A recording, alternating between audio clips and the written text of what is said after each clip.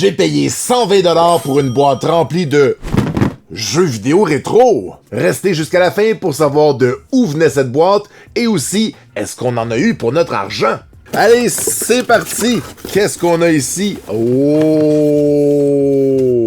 Immédiatement quand j'ai ouvert la boîte, j'ai vu le fameux micro de Konami. Ben voyons donc, Konami! Mais pour moi, Konami, c'est contrat.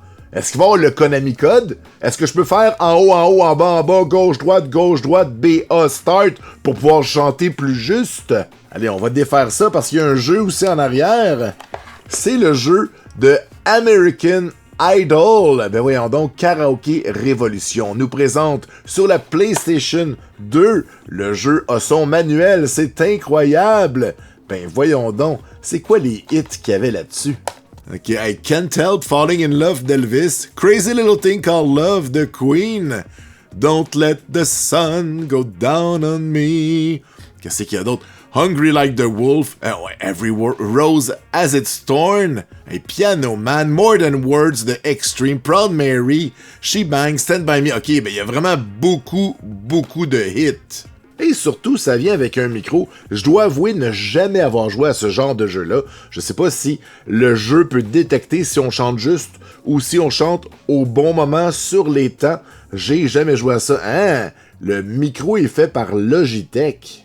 Ben oui, toi, la compagnie qu'on connaît surtout pour leur souris, on va se le dire, ils ont fait ce fameux micro de Konami. Voyons donc!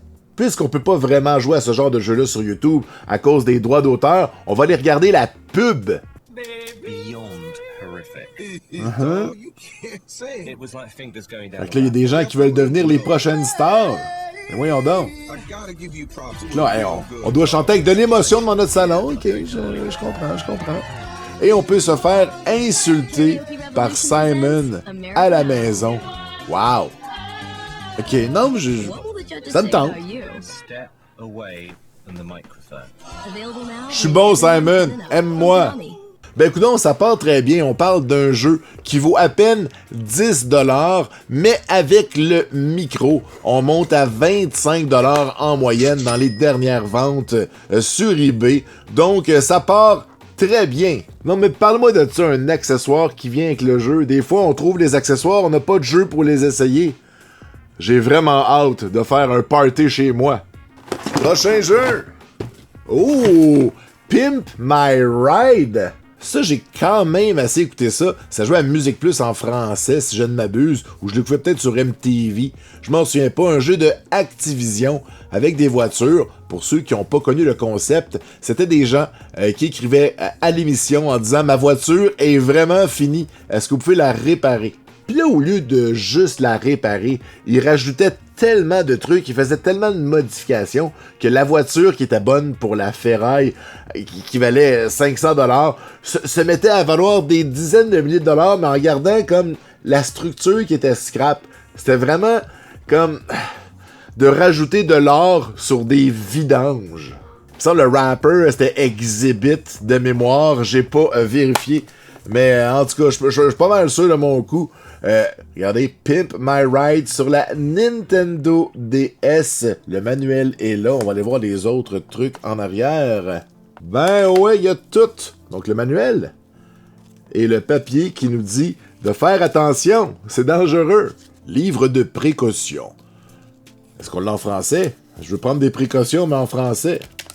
Manuel de précaution concernant la santé et la sécurité. Le jeu a l'air de ça. On a l'air d'être plus souvent en train de montrer les véhicules, les bolides, plutôt que de les modifier. En même temps, à l'arrière, c'est écrit « Do you have what it takes to dominate the streets? » Donc, as-tu ce qu'il faut pour conquérir les rues? Un jeu comme ça, complet en boîte avec le manuel, il est beau, il est presque parfait. On parle de 22$, une aubaine. Hey, des voitures comme ça, là. Ça va être de plus en plus difficile à trouver. On se fait vieux. Bon, parle-moi de ça, des jeux vidéo complets en boîte. Ouh, les mopettes. Un autre jeu complet. Il y a la Registration Card. C'est dur de parler anglais. Un jeu qui est pour tous, hein, mais c'est les mopettes, c'est sûr. Sur Game Boy Advance, avec nos préférés comme Miss Piggy, c'est tout. Les autres, c'est pas mes préférés. Mais là, c'est un jeu éducatif. C'est-tu un jeu... Ça dit que c'est un jeu d'agent secret.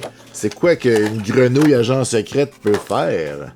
J'ai évidemment jamais joué à ça. Donc, le plus grand agent secret, ça doit être Kermit, comme d'habitude. 15 niveaux, on bat les méchants, comme Piggy Galoré et Monsieur Nose. Oh, on les haït, eux autres, c'est des méchants.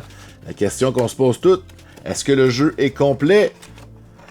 Oui! Et il y a même la registration card, comme on disait plus tôt. Allez, viens-t'en. Parfait. Et le jeu qui est dans le coin ici. Yeah! Les tout petites cassettes, c'est cute! TDK, Sky Muppets, License to Croak, on a le droit de croisser. Donc voici la fameuse carte qui doit être l'item le plus rare. Hein. C'est souvent quelque chose que les gens postaient pour avoir des trucs gratuits. On a le manuel. Et encore une fois, les instructions qui nous disent « Hey, c'est dangereux! » Avertissement à l'intention des consommateurs. Distribution aux consommateurs. Oui, on est tous d'accord. Oui, je suis d'accord. Distribution aux consommateurs. C'est DAC. Alors, le gameplay, ça a l'air de ça. Ça a l'air très pour enfants. On doit faire des tâches pour résoudre des énigmes en lisant des textes pour nous aider. Donc, ce n'est pas ma tasse de thé. J'ai jamais joué à ça, j'étais trop vieux. J'avais genre 102 ans quand ce jeu-là est sorti. Et dans cet état, on parle d'un jeu qui vaut environ 28 $. Il est complet. Il y a toute la paperasse. La boîte est un petit peu pliée ici, mais ça arrive souvent dans les boîtes de Game Boy, parce que si on regarde dedans, il y a comme un protecteur pour la cassette, mais tout le reste, c'est mou. Donc, j'ai eu beaucoup de jeux de Game Boy Advance dans ma vie, et c'est une craque qu'on voit très, très, très souvent. Bon, prochain item! Hein? C'est une lumière pour un Game Boy. Wow, de la marque Nubi. Ok, c'est la première fois que je le vois, celui-là. Je l'avais déjà vu un, mais il y avait comme une loupe en dessous. Comme ça, on pouvait regarder, puis ça agrandissait en plus de faire de la lumière. Celle-ci semble juste être de la lumière. Si on regarde dedans... Oh là là là là, mais qu'est-ce qui s'est passé? Donc, mon hypothèse, c'est que quelqu'un a essayé de rentrer un fer à souder pour réparer quelque chose, peut-être. Peut-être pour enlever la rouille sur les morceaux qui sont dans le fond, parce que ça n'a pas l'air démontable ici. Donc, il y a peut-être quelqu'un qui essaie de faire une réparation. Bon, ça prend 4 piles. J'ai tout essayé. Ça fonctionne pas. Donc, je sais pas s'il est défectueux ou c'est la rouille qu'il y a dans le fond. Il faudrait gratter.